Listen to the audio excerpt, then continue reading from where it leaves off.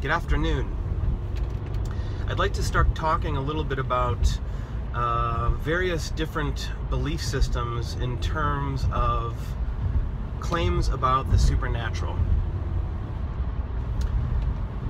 First of all, the word theos, the Greek word theos, means God.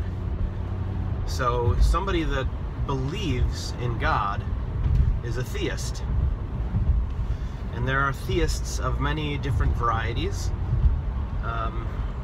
There are Muslims, there are Christians, there are Hindus, and there are many other examples of theists.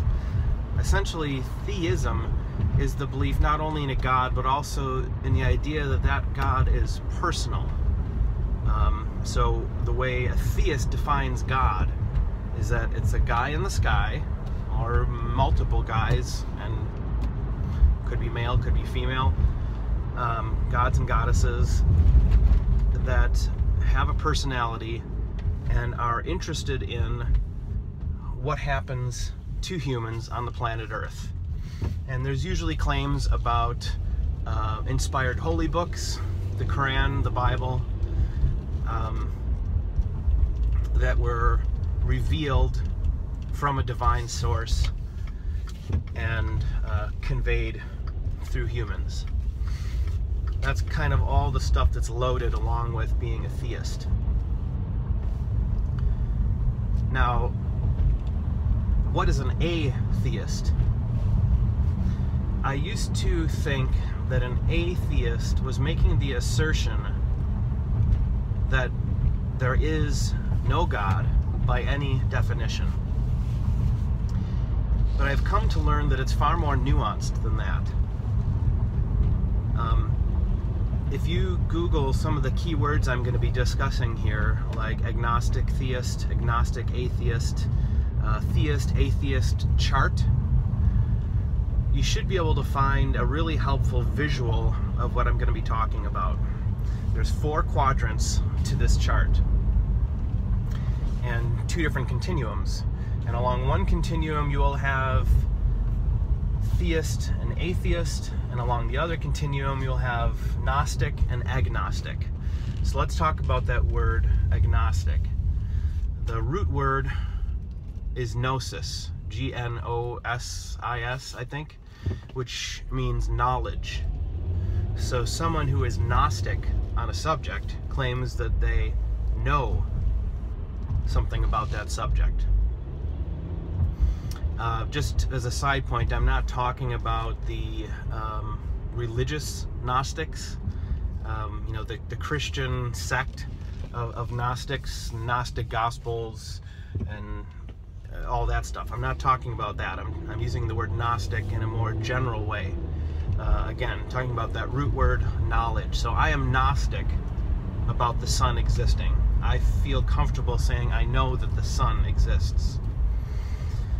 So agnostic would be basically saying without knowledge.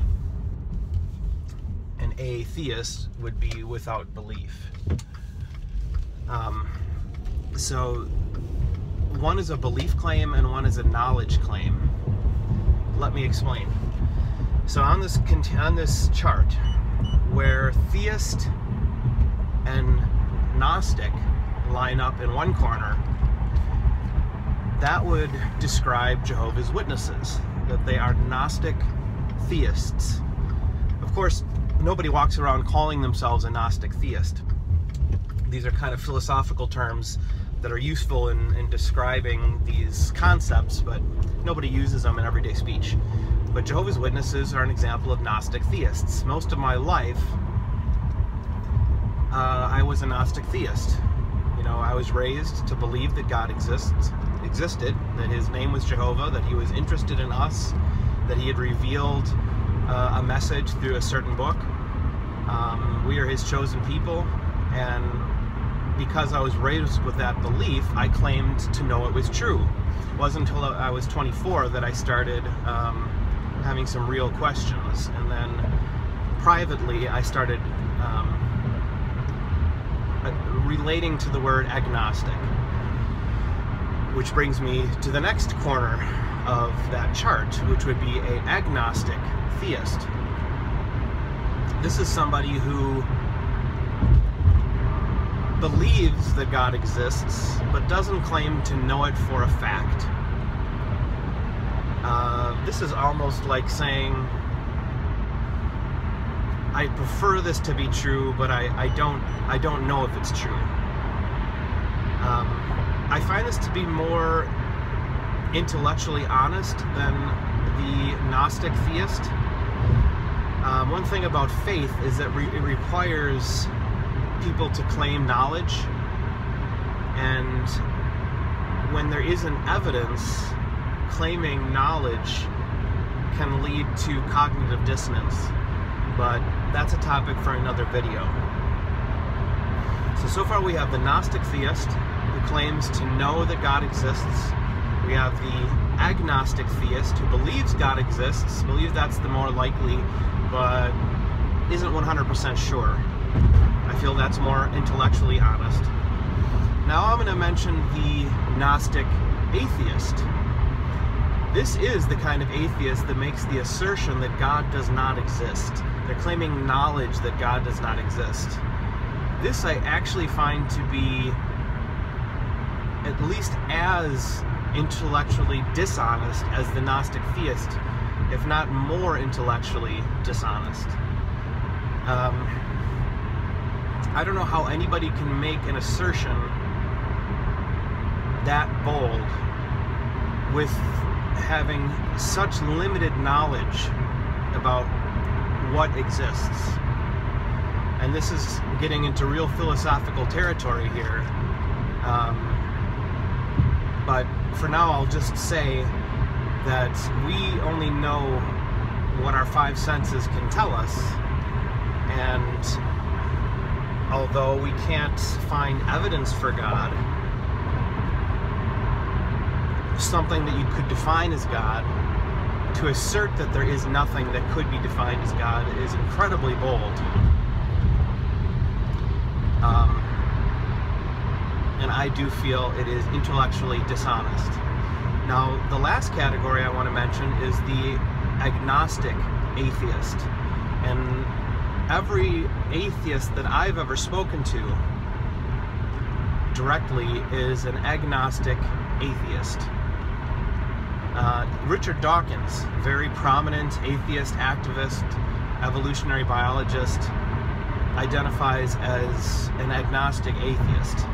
In other words, these are people that say, I see no evidence for God, therefore I don't believe in God, but I don't claim to know that no God exists.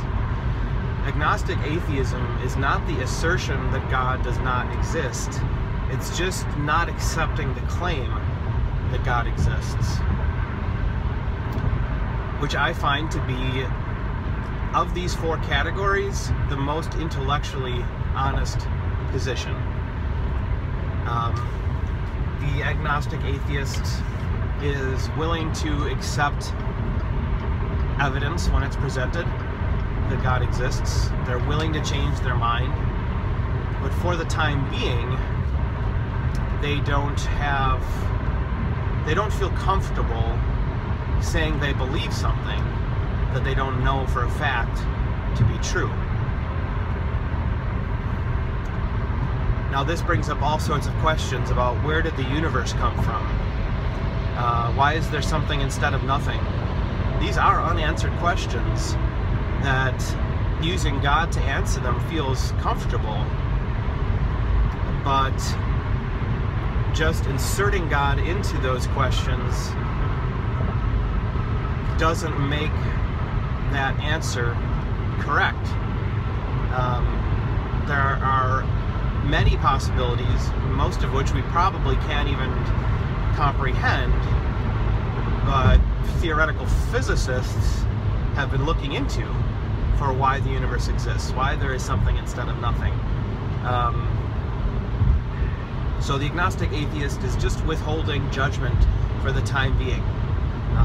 They do not hold the belief that a God exists, but they're open to being convinced.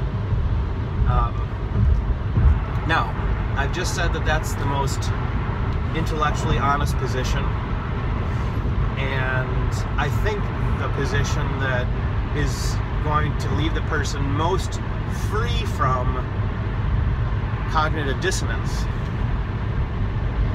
However, do I identify as an agnostic atheist?